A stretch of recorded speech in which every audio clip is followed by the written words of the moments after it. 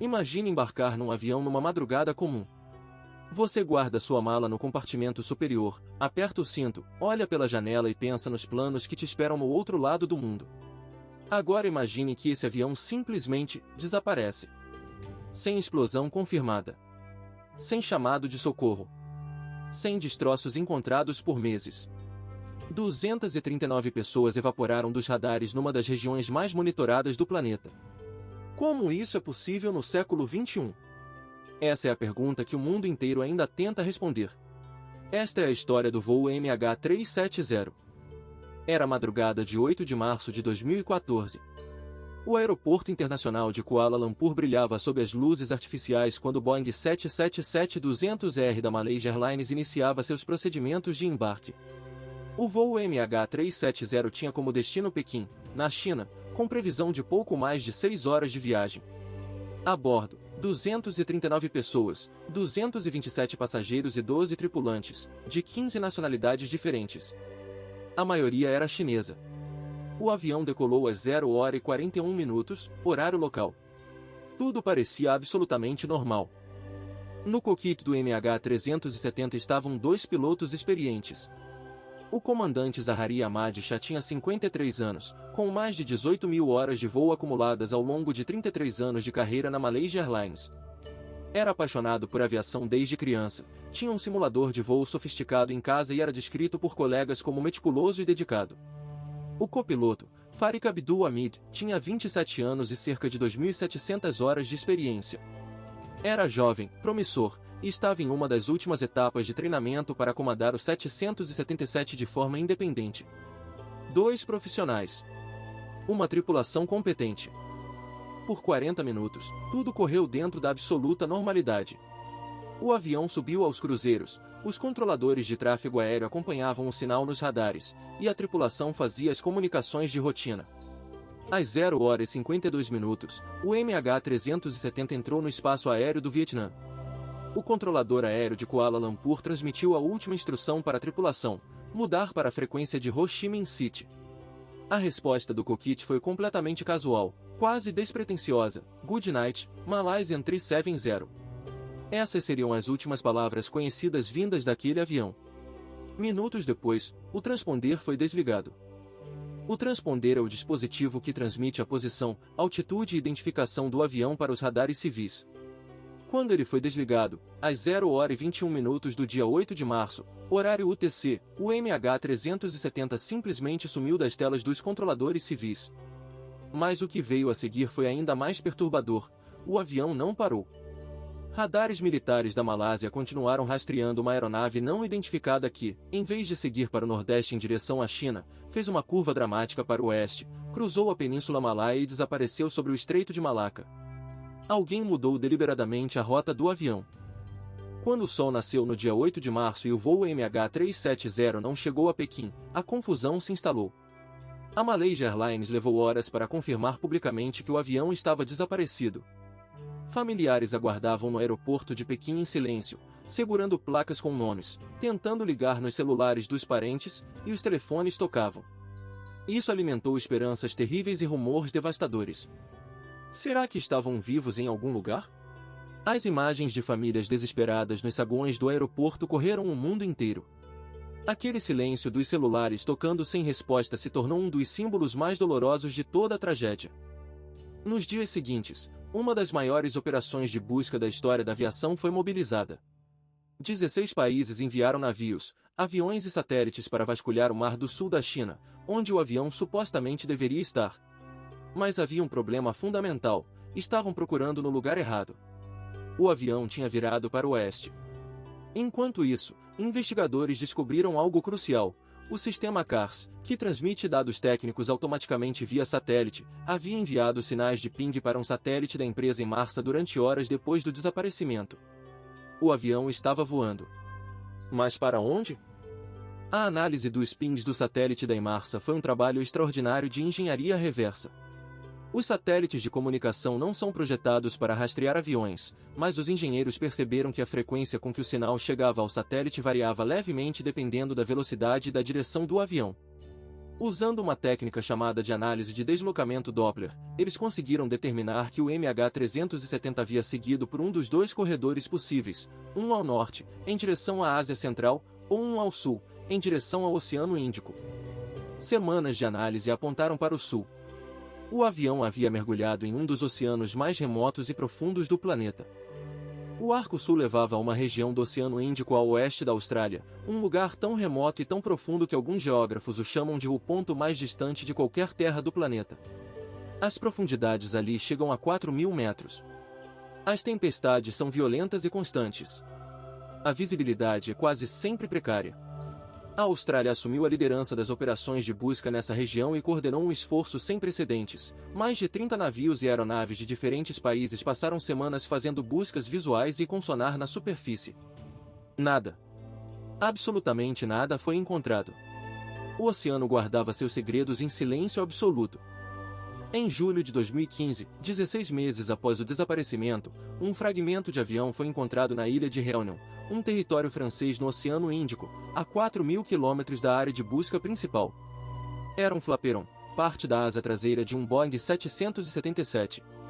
Análises confirmaram, pertencia ao MH370. Era a primeira prova física concreta de que o avião havia caído no oceano. Mas a descoberta também levantou mais perguntas do que respondeu. Se o avião afundou próximo à área de busca, como um pedaço de asa viajou tanto? As correntes oceânicas passaram a ser estudadas com obsessão pelos investigadores. Nos anos seguintes, mais fragmentos foram encontrados em praias da África Oriental e ilhas do Oceano Índico, Moçambique, Tanzânia, Madagascar, Maurício. Pelo menos 18 pedaços foram identificados como provavelmente ou definitivamente pertencentes ao MH370. A análise das correntes oceânicas com modelos computacionais confirmou que todos eram consistentes com uma queda na região do sul do Oceano Índico. Mas o corpo principal da aeronave, a fuselagem, as caixas pretas, e qualquer evidência sobre o que realmente aconteceu a bordo, permanecia inacessível no fundo do mar, sepultado por toneladas de água e mistério. Mas o que, ou quem, causou o desvio do MH370? Essa é a pergunta que divide especialistas até hoje. A teoria mais aceita pelos investigadores oficiais é a de um evento deliberado no cockpit. O avião foi reprogramado manualmente. O transponder foi desligado. O sistema CARS foi desativado. Essas ações exigem conhecimento técnico específico. Tudo aponta para alguém dentro da cabine de comando. O relatório final da investigação, publicado em 2018 pela Malásia, não determinou a causa do desvio, mas afirmou explicitamente que a trajetória do avião foi alterada manualmente por alguém no cockpit. A palavra que o relatório nunca usou foi piloto. O comandante Zaharia Ahmad Shah virou o centro das especulações. Investigadores vasculharam sua vida pessoal, suas redes sociais, seu histórico de saúde mental e seu simulador de voo doméstico. No simulador, foram encontrados dados de uma rota simulada que se assemelhava ao trajeto que o MH370 pode ter feito, voando sobre o Oceano Índico até o combustível acabar. Mas os dados haviam sido deletados. Zaharia era separado da esposa, tinha opiniões políticas fortes, era admirador do líder de oposição Anwar Ibrahim, preso justamente no dia anterior ao voo. Eram indícios. Mas nenhuma prova concreta de intenção criminosa foi encontrada. Outras teorias também foram investigadas. A hipótese de incêndio a bordo, um incêndio na carga ou nos sistemas elétricos teria incapacitado a tripulação, e o avião teria continuado voando em piloto automático até o combustível acabar. A hipótese de despressurização catastrófica, todos a bordo teriam perdido a consciência por falta de oxigênio, e o avião teria seguido sozinho. Havia ainda teorias sobre sequestro, sobre passageiros com motivos obscuros. 2 iranianos viajavam com passaportes roubados, o que foi investigado extensivamente, mas ambos eram solicitantes de asilo sem conexão com terrorismo. Cada teoria tinha lacunas. Nenhuma explicava tudo. Em janeiro de 2017, após 3 anos e mais de 150 milhões de dólares gastos, a busca submarina oficial conduzida por Austrália, Malásia e China foi encerrada sem resultado. A área de busca havia coberto 120 mil quilômetros quadrados do fundo do oceano, uma extensão maior que o território da Coreia do Sul. O relatório de encerramento foi brutal em sua honestidade. Sem novas evidências, a busca não pode continuar. 123 famílias de vítimas chinesas assinaram uma carta aberta exigindo que a busca não parasse. Ninguém as ouviu. O silêncio oficial havia começado. Em janeiro de 2018, a empresa americana Ocean Infinity assinou um contrato com a Malásia para retomar as buscas num modelo inédito, pagamento apenas em caso de sucesso. A empresa usou uma frota de 8 veículos submarinos autônomos de última geração, capazes de mapear o fundo do mar com precisão milimétrica em águas de até 6.000 metros de profundidade. Em 5 meses, varreram mais de 112 mil quilômetros quadrados adicionais. Os resultados foram os mesmos: nada. Apenas o silêncio profundo do oceano. Em maio de 2018, a busca foi suspensa novamente. O MH370 havia vencido todas as tecnologias humanas. O relatório final oficial foi divulgado em julho de 2018, mais de 4 anos após o desaparecimento. Com mais de 500 páginas, o documento foi detalhado e, ao mesmo tempo, profundamente frustrante. Os investigadores concluíram que o avião foi deliberadamente desviado, mas recusaram apontar um responsável específico. Criticaram duramente a Malaysia Airlines por falhas em protocolos de segurança e comunicação. Mas a causa final do acidente, a palavra usada foi acidente, apesar de tudo, permaneceu indeterminada. O relatório terminou com uma lista de recomendações técnicas e uma frase que resume a tragédia: a investigação não conseguiu determinar a causa do desaparecimento do MH370. Para as famílias das vítimas, cada passagem de ano foi uma ferida que não fechou. Grace Nathan, advogada malaia que perdeu a mãe no voo, tornou-se uma das vozes mais persistentes e articuladas da luta por justiça e transparência. Nos aniversários do desaparecimento, famílias se reuniam em Kuala Lumpur, Pequim e ao redor do mundo com lanternas, flores e fotografias. Alguns familiares nunca aceitaram a presunção de morte e continuam esperando uma resposta. Outros processaram a Malaysia Airlines na justiça. O caso foi resolvido em acordos sigilosos. Quanto vale uma vida desaparecida sem resposta? Ninguém sabe ao certo.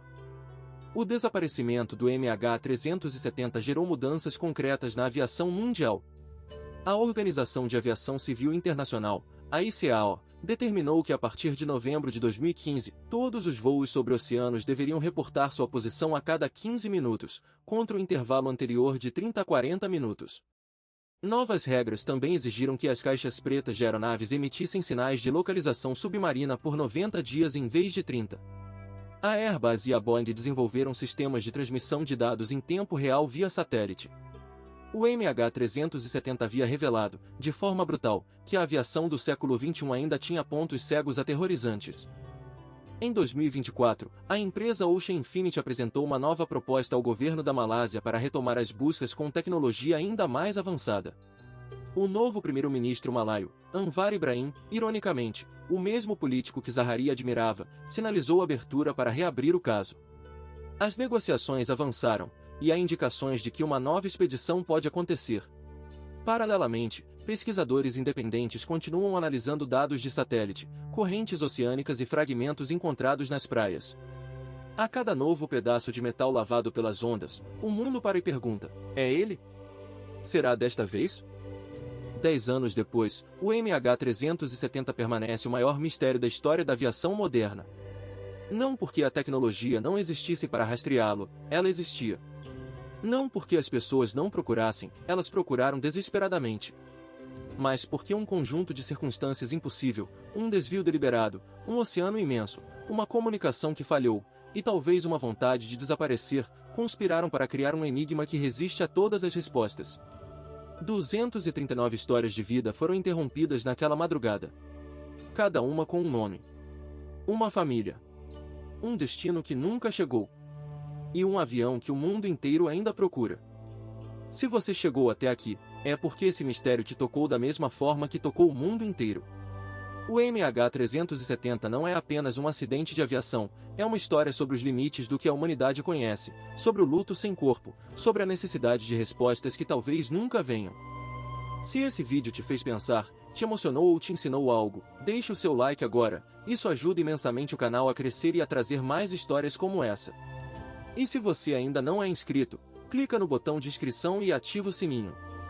Toda semana tem uma nova história verdadeira esperando por você aqui. Até a próxima!